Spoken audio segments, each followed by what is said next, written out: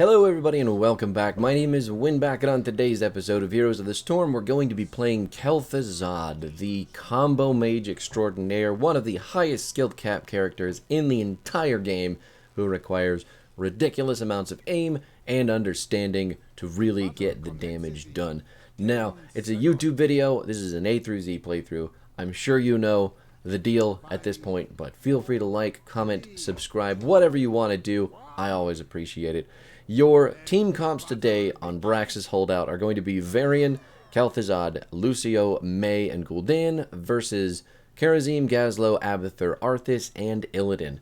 Enemy team has all of their counters all together and a tank, but at the same time, it's going to be a little bit rough for them to get into us. Now, the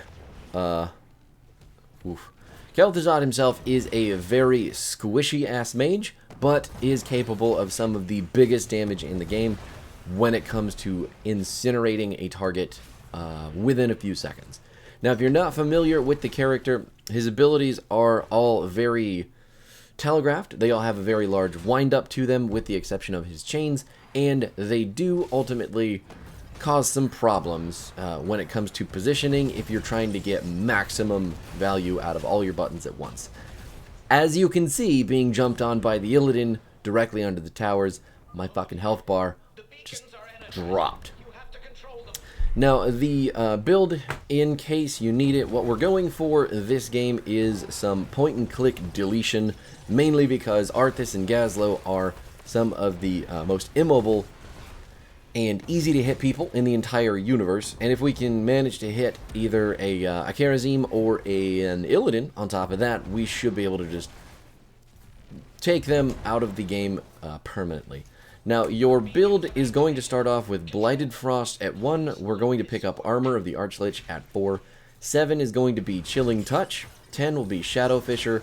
13 will be Chain Link. 16 is going to be Power of Ice Crown, I believe. And then 20 will be our Might of the Scourge. Might of the Scourge or Shifting Malice. Both are very, very workable. And then the Damned Return, always, always, always incredible talent, no matter what you're building. So you can keep that in the back of your head, too. That talent shreds buildings and deals stupid damage if you can make it that far in the game. Now, the abilities for KT all have a wind up. So starting with your Q, you have a 0.5 second delay on a fireball that we just throw out in a straight line. Once that fireball hits something, it's going to deal damage and leave a puddle of more damage on the ground, which is going to ramp up the longer that it's there and kill the shit out of everything. So minion waves die very fast. You just have to position correctly to hit the whole thing. And then anybody standing around in that damage in a team fight or during a siege is just going to get destroyed. It's just that simple. It's really effective zone control, and as long as you're not missing it, you're going to deal a lot of damage. I don't know why I was just throwing it off into that bush, but here we are.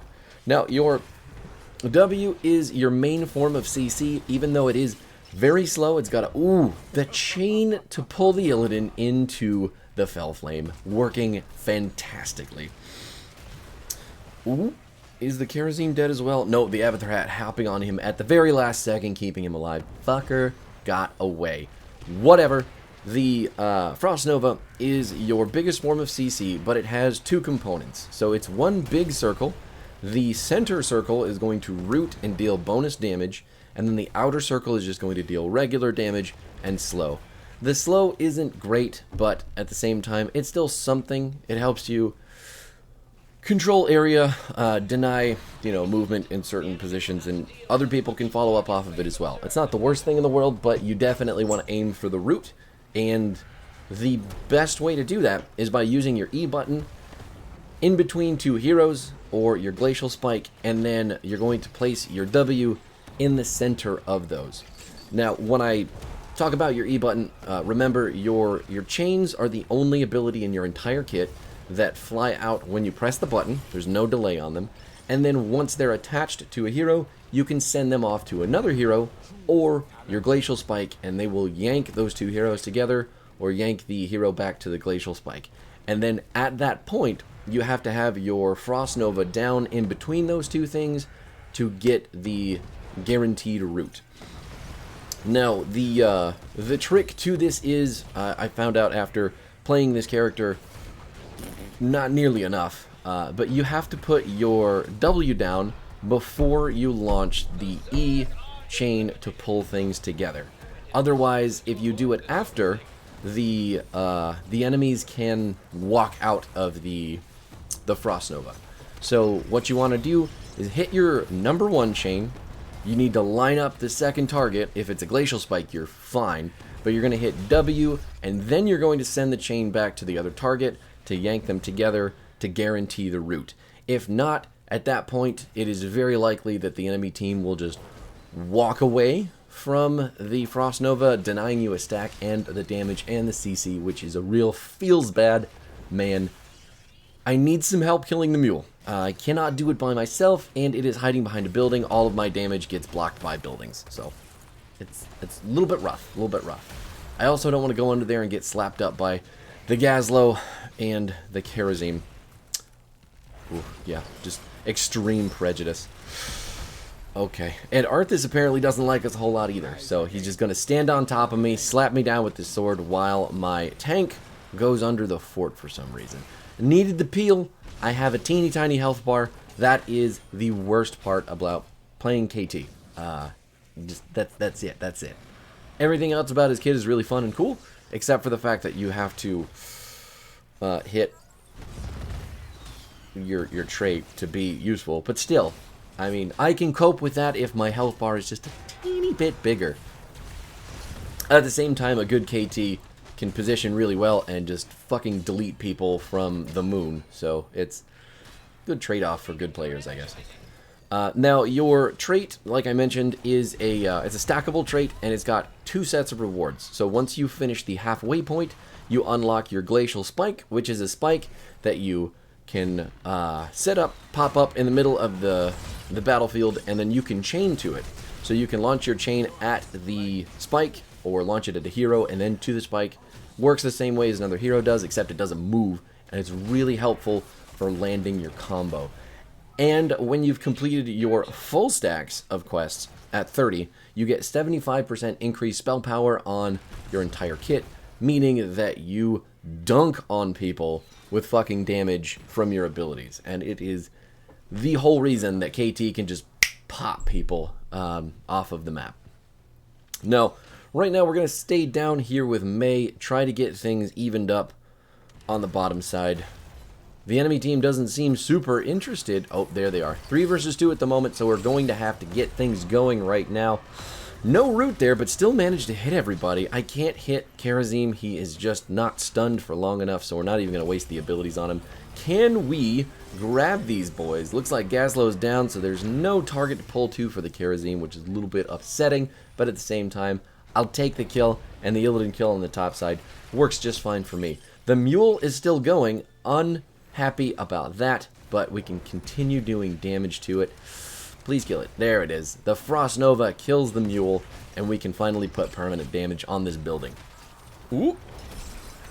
I'm gonna pull him over. No Frost Nova there. Had to do it afterwards because my brain doesn't work the way that it should. Arthas popping the Legion of the Damned to try to get out of here. Oh my god, Lucio getting hunted and destroyed. I'm putting a Frost Nova down in case Illidan wants to chase me, but it doesn't look like he does, and that is fantastic for us. Now, the ultimate that we're taking for this particular build is going to be the Shadowfisher. Even though I think Frost Blast is really underrated as an ultimate, Shadowfisher is the ability that does all the damage. It's the combo that you kill people with.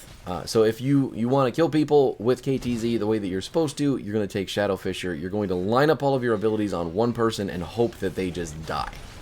Sometimes they do. If they're tanky boys and they have any sort of mobility or damage mitigation, you might be a little bit fucked. Just saying. Especially if the enemy team has a cleanse, then you're going to have a really bad time. Just putting that out there right now. We need to start making... That is a 4-man snowball, absolutely destroying my ability to hit people with my ultimate as they're chasing into us. So, good for disengage, really good on May, but I would have much rather hit them with all my damage. I don't want to be anywhere near that. I think it's time to go. I don't have any mana, so there's no reason for us to stay. Other than to give the opportunity to the enemy team to get back into the game. So, anyway, your build... There's a couple talents through this build that are going to be used to counter the enemy team. Number one is going to be your level 4 talent. Armor of the Archlich is going to give you 50 physical armor for 4 seconds, and it is going to deal a small amount of damage and slow people in the AoE when you hit the button. So, given that there is a Kharazim, an Illidan, and an Arthas on the other team, that ability is impossibly good. And it is so good that I don't want the spell power from the phylactery. So we're just going to push this button anytime any of them jump on us, and that should give us enough space to get away from them or line up a skill shot on them, and we're going to mitigate a lot of their auto attack damage. So Gazlowe going down yet again. We've got a chain up, but it doesn't look like it is going to do anything. We've got to pop that armor and go backwards. The chain from the spike does not reach, so we just got to keep throwing abilities into the fray and hope that we can take some people out.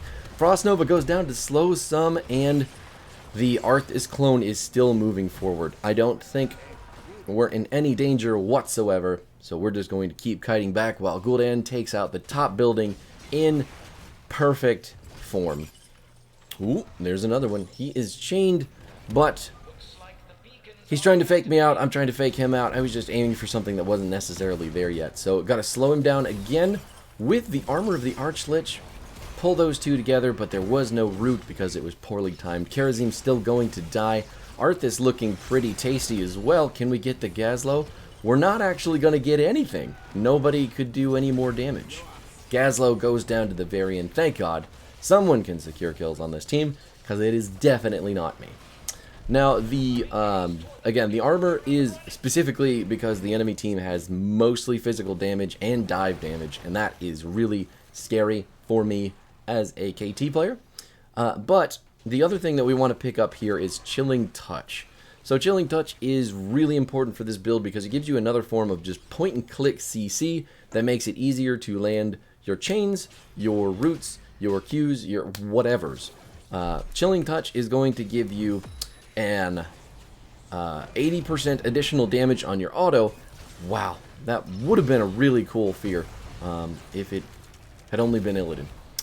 But it's a 30% slow, so that should basically guarantee you the ability to land your autos, your abilities. I was trying to aim onto the May Snowball, but it turns out the stun's just not big enough with one person, even if they go into the tower. And if that person is Illidan with all their mobility, it's just not going to happen. So, gonna keep putting down the ultimate. Try to make some space on all these divey motherfuckers. Can we keep May alive? It looks like it. Even with that Abathur hat, Illidan is taken out by the Varian. The other thing I didn't mention about your Shadowfisher is that if it hits an enemy hero, the cooldown is going to be reduced to 1.5 seconds. This is only a 60-second cooldown anyway, so I mean, the windup is really huge, but the short cooldown and the cooldown reset means that it can do lots and lots and lots of damage if it's aimed properly. So remember that when you're using your combo, you can hit the R button quite a few times if you're hitting other people. Fucking mines, always some mines in a bush. Let's root the Gazlowe backwards, get the big boy combo on him, and he is going to regret ever setting foot on the bottom side of the map. More mines in a bush. Kharazim walking our Varian towards his Arthas. Looks like he's going to get hit by that blizzard and stunned. Do we kill him? Doesn't look like it. Arthas is an incredibly tanky boy, unfortunately, and there is nothing else that we can do to secure that kill. No, Lucio. Okay, he made it out. He made it out with 16 fucking health, and my ass is just planted. We hit the root on Illidan, scaring him backwards with our ultimate as well. Fuck yeah, that is some good aim on my part. I love it. Now, the other talent that I think is really important for Kel'Thuzad is Chain Link, especially if you're going for this build. Reducing the cooldown of your E when you hit people makes it easier to launch more chains at other targets, to disrupt more positioning, to do more combos, to do more stuff. Your E is kind of your starting ability. You need it to get a lot of the combos going, unless you're just the god tier aimbot. But chain link, super, super, super important. I wish the other tier, or the other talents at this tier, would also be able to do things, but it doesn't feel like it. And even with that cleanse, Kharazim is not able to save Arthas, and we're just going to open up this game. Looks like all of the Zerg are on the core right now, and we can call this basically a GG. 2 people dead, one of them is the tank. Looks like Gazlo's on his way out as well. Goodbye, friend. Ooh, he lives with 16 health and so much damage underneath his feet. Saving your KDA, I suppose. Not like you had any choice in it. We just didn't kill you fast enough. And there's the MVP for your KT player with 2 kills. Turns out Varian can kill a lot of people if he takes Smash. Oh, that's a bad talent. That's a bad talent.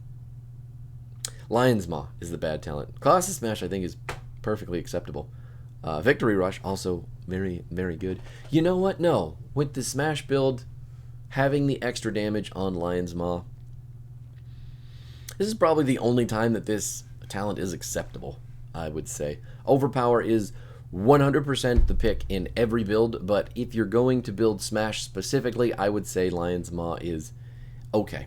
It's definitely okay to pick. Anyway, it's a KT video, so Blighted Frost, again, at 1, Armor of the Archlich at 4, 7 is Chilling Touch, Shadowfisher at 10, Chain Link at 13, and 16 is the Power of Ice Crown, with 20 being the upgrade for our ultimate, or the Shifting Malice, which is going to give us some more mobility and give us some big resets on kills. So it's a good ability, but definitely didn't even make it there. The game was over too quick. Now, Blighted Frost is one other talent that I didn't talk about that I think is really good for this build. Frost Nova going to deal 75% more damage to enemies in the center, and is going to increase the root duration once your quest is completed. All your level 1 talents have special effects once your quest is completed, but this one specifically builds so well into this build for doing that extra burst damage. It's just really hard not to take. You can also take the chains reduce armor at full stacks and do more damage, but I would shy away from the Q talent at 1 unless you are building specifically for Q and you are taking Frost Blast, which is totally acceptable. I think that build is completely underrated and played way too little, but there you have it. So anyway, all that out of the way, this is a KTZ 53,000 damage, highest on our team and in the game, if you can imagine that, and that will do it for this video. We'll be back tomorrow to end it with Kerrigan, the dippin', divin', dodgin' Zerg Queen of Eternity, and I'll see you there.